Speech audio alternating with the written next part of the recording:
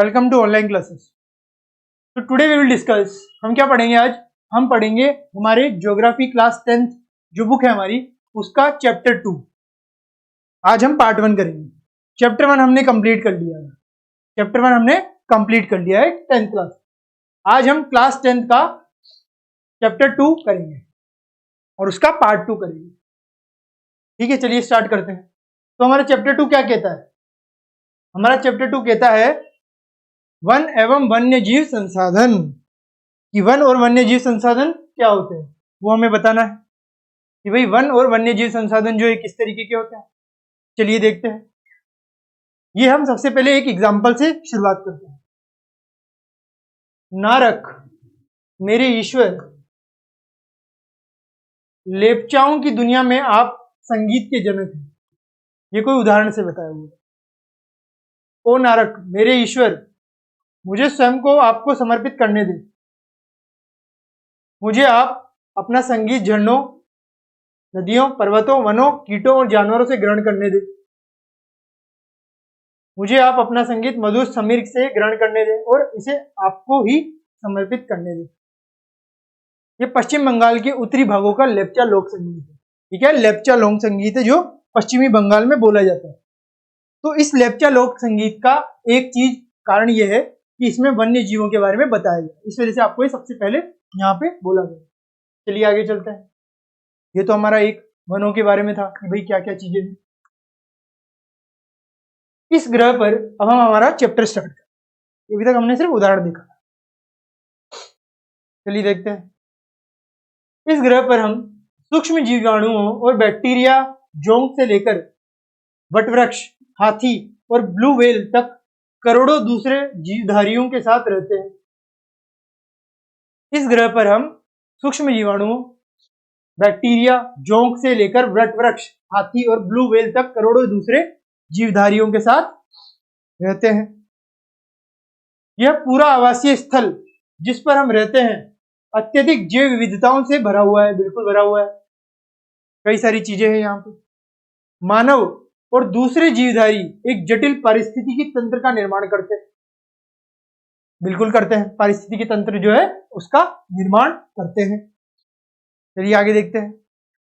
जिसका हम मात्र एक हिस्सा है। बिल्कुल हम एक हिस्सा है और हम अपने अस्तित्व के लिए इसके विभिन्न तत्वों पर निर्भर करते हैं। बिल्कुल, उदाहरणतः वायु जिसमें हम सांस लेते हैं, जल जिसे हम पीते हैं और मृदा जो अनाज पैदा करती है। और मृदा जो अनाज पैदा करती है, जिसके बिना हम जीवित नहीं रह सकते। मृदा के बिना और जल वायु के बिना हम जीवित रह सकते हैं। पौधे, पशु, सूक्ष्म जीव इनका पुनः सृजन करते हैं, दोबारा बना देते हैं इनको। वन पारिस्थितिकी तंत्र में महत्वपूर्ण भूमिका निभाते हैं। बिल्कुल, क्योंकि ये प्राथमिक उत्पादक है जिन पर दूसरे सभी जीव निर्भर करते हैं। ये सब प्राथमिक उत्पादक है, वायु, जल, मृदा, इन सब पर जो है दूसरे सारे के सारे जीव जो है निर्भर करते हैं।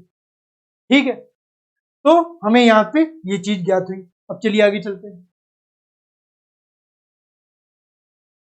वन्य जीवन और कृषि फसल उपजातियों में अत्यधिक जैव विविधताएं पाई जाती है।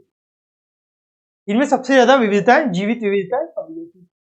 यह आकार कार्य में विभिन्न है, क्या अलग अलग है कार्य और आकार में, परंतु अंतर निर्भरताओं के जटिल जाल द्वारा एक तंत्र में गुथी है।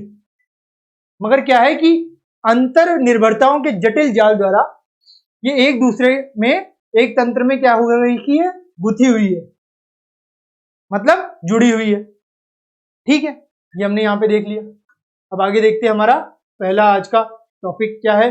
भारत में वनस्पति जात और प्राणी जात।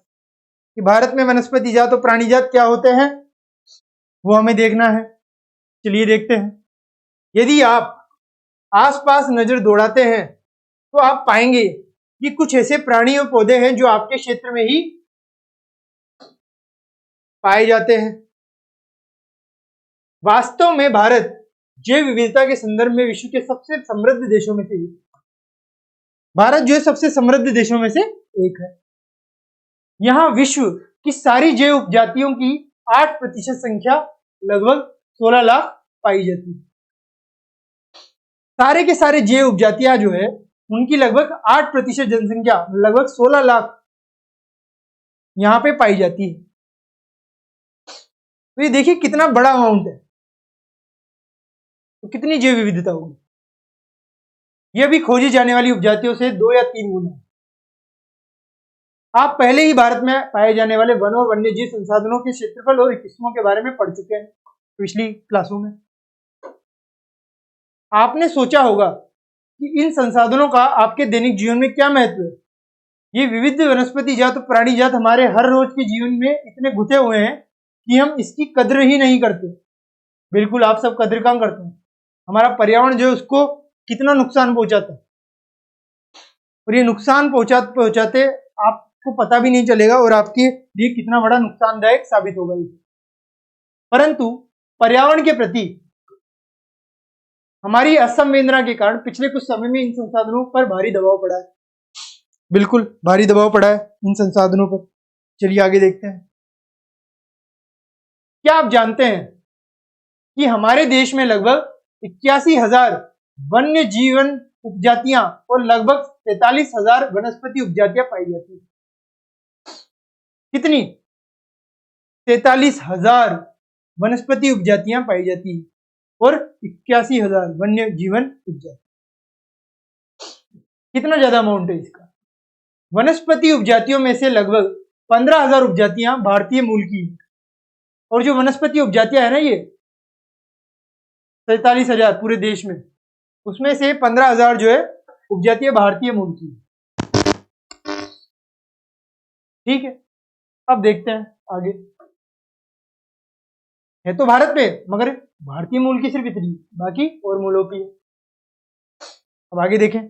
चलिए, कुछ अनुमान यह कहते हैं कि भारत में 10% वन्य वनस्पति जात और 20% स्तनधारियों को लुप्त होने का खतरा है। तो इन सबको क्या है, लुप्त होने का खतरा भी है। इनमें से कई वन उपजातियां तो नाजुक अवस्था में, इसमें से कई उपजातियां क्या है, नाजुक अवस्था में और लुप्त होने के कगार पर है। और क्या है, लुप्त होने के कगार पर है। इनमें चीता, गुलाबी सिर वाली बत्तख, पहाड़ी कोयल मतलब कोयल, और जंगली चित्तीदार उल्लू और मधुका इनसिग्निस, महुआ की जंगली किस्म है ये, और बहुबड़िया हेप्टान्योरन जैसे पौधे शामिल हैं, घास की प्रजाति। तो ये इनके साइंटिफिक नेम्स है। तो कई सारी प्रजातियां जो है उनको लुप्त होने का खतरा मंडरा रहा है। वास्तव में कोई भी नहीं बता सकता कि अब तक कितनी प्रजातियां लुप्त हो चुकी हैं। कोई बता सकता है? बिल्कुल नहीं, कोई भी नहीं बता सकता कि अब तक कितनी प्रजातियां हैं जो लुप्त हो चुकी हैं। आज हमारा ध्यान अधिक बड़े और दिखाई देने वाले प्राणियों और पौधों के लुप्त होने पर अत्यधिक केंद्रित है। आज हमारा जो ध्यान है वो अधिक बड़े और दिखाई देने वाले जो प्राणी हैं और पौधे हैं उनके लुप्त होने पर केंद्रित हो चुका है। परंतु छोटे प्राणी जैसे कीट और पौधे भी महत्वपूर्ण होते हैं। कीट और पौधे जो है ना वो भी बहुत ज्यादा महत्वपूर्ण होते हैं। ठीक है, तो वो भी बहुत ज्यादा महत्वपूर्ण होते हैं। चलिए, यहां से हमें ये जानकारी तो प्राप्त हुई। कई सिर्फ पेड़ पौधे और जंतु, जीव जंतु ही नहीं, कीट और वो सब भी बहुत ज्यादा महत्वपूर्ण होते हैं। चलिए आगे चलते हैं। क्या आप जानते हैं कि भारत में बड़े प्राणियों में से स्तनधारियों की संख्या जो है 79 है। पक्षियों की 44 जातियां मिलती है, सरीसृपों की 15 जातियां मिलती है और जल स्थल चरों की 3 जातियां, और वो सारी जातियां लुप्त होने के कगार पर पहुंच गई। ये लुप्त होने वाली है क्योंकि इनकी कमियां होती जा रही है। लगभग 1500 पादप प्रजातियों के भी लुप्त होने का खतरा है। इन सब का भी लुप्त होने का खतरा है। फूलदार वनस्पति और रीढ़धारी प्राणियों के लुप्त होने की दर लुप्त होने की प्राकृतिक दर से 50 से 100 गुना है। तो फूलदार वनस्पति और रीढ़धार प्राणियों के लुप्त होने की जो दर है वो लुप्त होने की प्राकृतिक दर से 50 से 100 गुना ज्यादा है।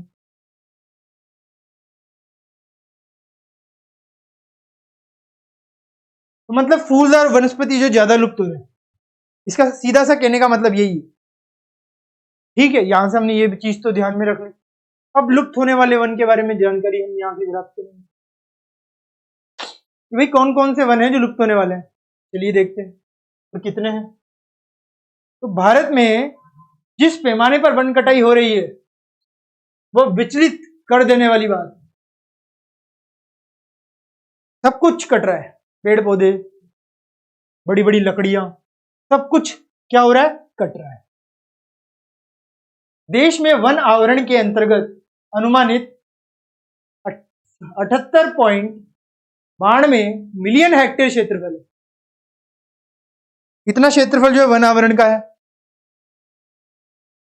यह देश के कुल भौगोलिक क्षेत्रफल का 24% है। देखिए कितना ज्यादा है। स्टेट ऑफ फॉरेस्ट रिपोर्ट 2013 में आई थी और उसने क्या बताया, उसने बताया उसके अनुसार क्या है, वर्ष 1997 से सघन वनों के क्षेत्र में 10,098 वर्ग किलोमीटर की वृद्धि हुई, परंतु वन क्षेत्र में यह वृद्धि विभिन्न संगठनों द्वारा वृक्षारोपण से हुई। तो कई सारे संगठन निकल कर आए कि भाई वृक्ष काट रहे हो तो वृक्ष लगाने भी होंगे, वरना हम जिएंगे कैसे। इस वजह से वृक्ष लगाए और हमने ये जो है अपना वर्ग क्षेत्र बढ़ा लिया। तो ये हमने देख लिया यहाँ पे लुप्त होने की कगार वाली स्थिति में, और हमने वृक्षारोपण जो है करके फिर उसे बैलेंस में लाने की प्रयास की। तो ये सारी चीजें हुई। चलिए आगे चलते हैं। आओ हम विभिन्न प्रकार के पौधे और प्राणियों की जातियों के बारे में पता लगाते हैं। अंतरराष्ट्रीय प्राकृतिक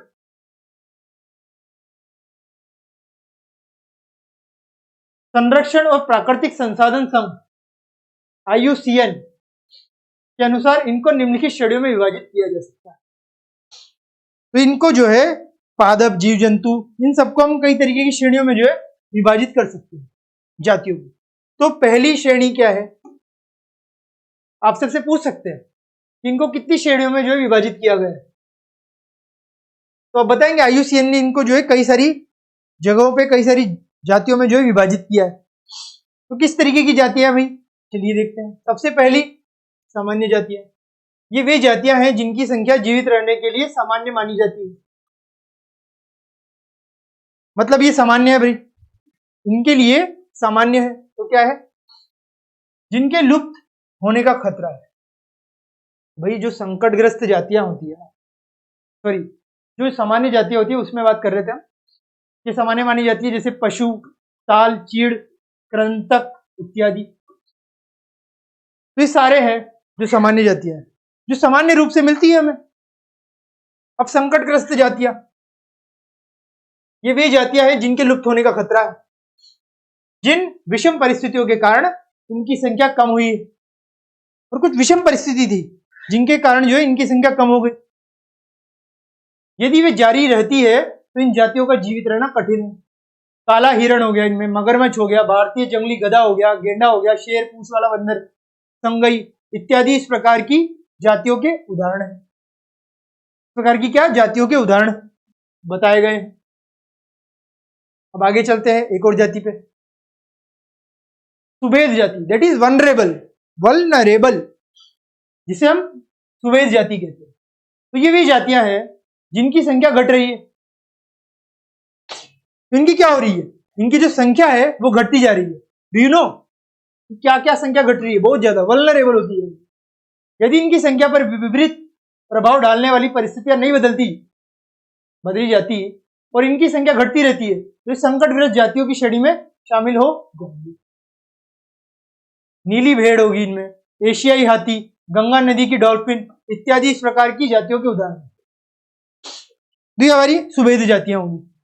सामान्य जाति पढ़ ली हमने, संकटग्रस्त जाति पढ़ ली हमने, और सुभेद जाति भी पढ़ ली। अब हम पढ़ेंगे दुर्बल जातियां, सॉरी दुर्बल नहीं, दुर्लभ जातियां। मतलब ऐसी जातियां जो दुर्लभ है, बहुत ही रेयर होती है। वो कौन सी है, चलिए देखते हैं। इन जातियों की संख्या बहुत कम या सुभेद है। यदि इनको प्रभावित करने वाली विषम परिस्थितियां नहीं परिवर्तित होती तो ये संकटग्रस्त जातियों की श्रेणी में आ सकती। तो ये होगी हमारी दुर्लभ जातियां। चलिए आगे चलते हैं। अब आती है हमारी स्थानिक जातियां कि भाई स्थानिक जातियां क्या होती है, किस तरीके की स्थानिक जातियां होती है। चलिए देखते हैं। प्राकृतिक या भौगोलिक सीमाओं से अलग विशेष क्षेत्रों में पाई जाने वाली जातियां अंडमानी टील, निकोबारी कबूतर, अंडमानी जंगली सुअर और अरुणाचल के मिथुन इन जातियों के उदाहरण हैं। ये सब क्या है, इन जातियों के उदाहरण हैं। ठीक है, अब लुप्त जातियां देखना है हमें। ये वे जातियां हैं जो इनके रहने के आवासों में खोज करने पर अनुपस्थित पाई गई है। जो क्या है कि इनके आवासों पे खोज करी गई तो वो अनुपस्थित पाई गई, मतलब ये लुप्त हो चुकी हैं। ये उपजातियां स्थानीय क्षेत्र, प्रदेश, देश, महाद्वीप या पूरी पृथ्वी से ही लुप्त हो गई है। ऐसी उपजातियों की एशियाई चीता है, गुलाबी सिर वाली बतख, ये सब जो है लुप्त हो चुके हैं, अब मिलते ही नहीं है, बिल्कुल खत्म हो चुके हैं, कहीं नहीं मिलेंगे पूरी पृथ्वी पे। ये हमने देख लिए। अब हम आगे देखते हैं। यहाँ पे एक और चीज बताई हुई है आपको, एशियाई चीता कहाँ चला गया।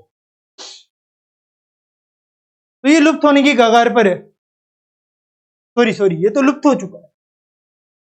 अब दिखता है कहीं एशियाई चीता, कहीं नहीं, ये लुप्त हो गया है। भूमि पर रहने वाला दुनिया का सबसे तेज स्तनधारी प्राणी चीता, बिल्ली परिवार का एक अजूबा और विशिष्ट सदस्य जो 112 किलोमीटर प्रति घंटा की रफ्तार से दौड़ता है। लोगों को आमतौर पर भ्रम रहता है कि चीता एक तेंदुआ होता है। चीते की विशेष पहचान उसकी आंख के कोने से मुंह तक, नाक के दोनों ओर फैली आंसुओं के लकीरें निशान है, लकीरनुमा निशान है। 20वीं शताब्दी से पहले चीते अफ्रीका, एशिया में दूर दूर तक फैले हुए थे, परंतु इनके आवासीय क्षेत्र और शिकार की उपलब्धता कम होने से ये लगभग लुप्त हो चुके। भारत में तो जाति बहुल बहुत पहले 1952 में लुप्त घोषित कर दी गई थी। तो भारत में तो जो एशियाई है, ये हमारा चीता, वो पूरी तरह से लुप्त हो गया, ये बिल्कुल नहीं बचा, पूरी तरह से लुप्त हो चुका। चलिए आगे चलते हैं। वे प्रतिकूल कारक कौन से हैं जिनसे वनस्पति जात और प्राणी जात का ऐसा भयानक हार्स हुआ है। यह आपको लिख के लाना है, यह आपका होमवर्क। कौन कौन से कारक हैं जिनकी वजह से हार्स हुआ है, यह आप लिख के ला सकते हैं। अब चलिए आगे देखते हैं। यदि आप चारों ओर नजर दौड़ाएंगे तो आप पाएंगे कि किस प्रकार हमने प्रकृति के संसाधनों में परिवर्तन कर दिया है। बिल्कुल करा। हमें लकड़ी, छाल, पत्ते, रबड़, दवाइयां, भोजन, ईंधन, चारा, खाद इत्यादि प्रत्यक्ष अथवा परोक्ष रूप से वनों और वन्य जीवों से प्राप्त होते हैं। इसलिए हम ही हैं जिन्होंने वन और वन्य जीव को नुकसान पहुंचाया। तो कोई नहीं है, कौन? सिर्फ हम एक ऐसे व्यक्ति है जिन्होंने इन वन्य जीवों को नुकसान और वनों को नुकसान पहुंचाया। भारत में वनों को सबसे बड़ा नुकसान उपनिवेश काल में रेल लाइन, कृषि, व्यवसाय, वाणिज्य एवं खनन प्रक्रियाओं में वृद्धि से हुआ। जो उपनिवेश काल था, जब ब्रिटिश कॉलोनीज थी और उसके बाद भी जब हमारे कई सारे उपनिवेशक आए भारत में, तब इन सब में वृद्धि हुई। तो स्वतंत्रता प्राप्ति के बाद तो क्या हो गया कि वन संस्थाओं के सिकुड़ने से कृषि का फैलाव महत्वपूर्ण कारकों में से एक रहा। जो वन संसाधन थे वो सिकुड़ चुके थे तब तक, जब तक हमारी स्वतंत्रता आई। तो इस वजह से क्या हुआ, इस वजह से जो हमारे महत्वपूर्ण जो कारक थे कृषि के, उसमें ज्यादा से ज्यादा चीजें होने लग गई। अब भारत में वन संरक्षण के अनुसार 1951 और 1980 के बीच लगभग 26,200 वर्ग किलोमीटर वन क्षेत्र कृषि भूमि में परिवर्तित किया गया। मतलब भारत में कई सारा वन क्षेत्र था, मगर उसे कृषि भूमि में जो है परिवर्तित कर दिया गया। अधिकतर जनजातीय क्षेत्रों, विशेषकर पूर्वोत्तर और मध्य भारत में स्थानांतरित खेती अथवा श्लेष और वर्ण खेती के चलते वनों की कटाई या निम्नीकरण हुआ है। इन सबसे क्या हुआ है, वनों की कटाई या फिर निम्नीकरण हो चुका है। ठीक है, मान लिया हमने निम्नीकरण हो गया भाई। अब आगे देखते हैं, क्या उपनिवेशी वन नीति को दोषी माना गया? तो क्या ये उपनिवेशी जो वन नीति थी उसको दोषी माना जाए? तो हमारे कुछ पर्यावरण विशेषज्ञों के अनुसार भारत के कई क्षेत्रों में संवर्धन, एनरिचमेंट, वृक्षारोपण अर्थात वाणिज्य की दृष्टि से कुछ या एकल वृक्ष जातियों के बड़े पैमाने पर रोपण करने से पेड़ों की दूसरी जातियां खत्म होंगी। मतलब हमने कोई दूसरे पेड़ लगा दिए और जो पहले वाले थे उनको काट दिया था, तो इस वजह से कई जो जातियां थी बनने वाली वो लुप्त हो गई।